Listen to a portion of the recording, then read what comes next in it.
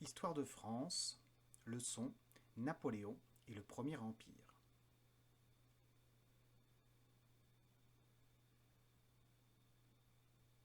Napoléon et le Premier Empire. Premièrement, la campagne d'Égypte. La France de la Révolution est menacée par de nombreux pays. Le général Bonaparte est envoyé en Égypte pour couper la route des Indes aux Anglais. Il est accompagné par une expédition scientifique qui s'intéresse aux antiquités égyptiennes. Après plusieurs victoires, il fait un retour triomphal en France. Deuxièmement, le consulat. Profitant de sa popularité, il prend la tête d'un coup d'État qui renverse le directoire et qui met en place le consulat. Ce consulat est dirigé par 3 hommes, Lebrun, Cambacérès et Napoléon. Après plusieurs victoires contre l'Autriche, il écarte Lebrun et Cambacérès et devient le premier consul. Troisièmement, Napoléon, empereur des Français. Napoléon renforce la police, contrôle les journaux et supprime certaines libertés. Malgré ce pouvoir autoritaire, les Français lui apportent son soutien. Il en profite pour se faire sacrer empereur en 1804. Sur cette peinture, au centre, tu peux voir Napoléon qui couronne lui-même sa femme Joséphine. Derrière lui, il y a le pape Pie VII, le chef des chrétiens. Le peintre David a ajouté la mère de Napoléon sur la peinture, mais en vérité, elle n'était pas là le jour du couronnement. En parlant du peintre David, il s'est permis une petite fantaisie puisqu'il s'est rajouté dans le public en train de dessiner avec ses filles.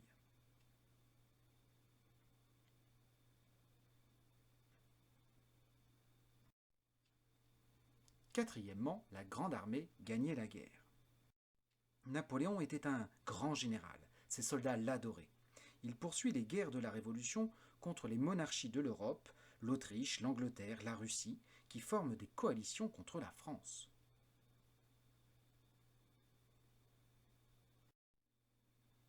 Cinquièmement, la conquête de l'Europe.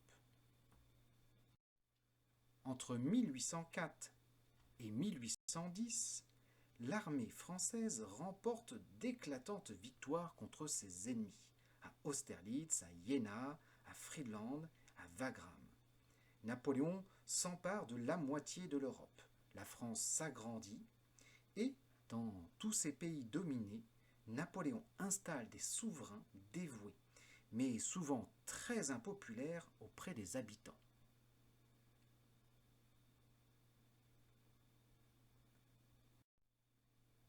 Sixièmement, la fin de l'Empire. À Trafalgar en 1805 et surtout à partir de 1812, Napoléon connaît une série de défaites. Surtout pendant la campagne de Russie. L'armée française arrivera jusqu'à Moscou, mais la ville sera incendiée par les Russes. Harcelé par ces mêmes Russes, notamment à la bataille de la Bérésina, et surpris par un hiver précoce et très froid, beaucoup de soldats français mal équipés mourront pendant le retour en France. Lassés par les guerres et les impôts, les Français cessent de soutenir Napoléon. Les pays d'Europe se coalisent une nouvelle fois et Napoléon est battu à Waterloo en 1815. Septièmement, l'exil de Napoléon et la Restauration.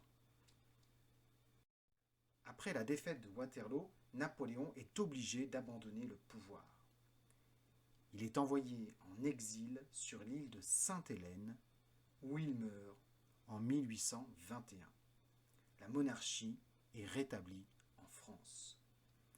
Louis XVIII, le frère de Louis XVI, devient roi de France. C'est la Restauration.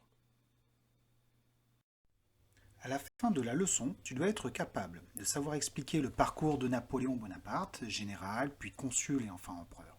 Savoir raconter la campagne d'Égypte, le sacre de Napoléon et la retraite de Russie.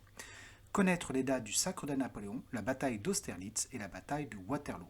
Voilà, si tu sais tout ça, tu auras une bonne note à ton évaluation. Cette vidéo pour apprendre tes leçons est terminée. Tu peux la réécouter autant de fois que tu veux.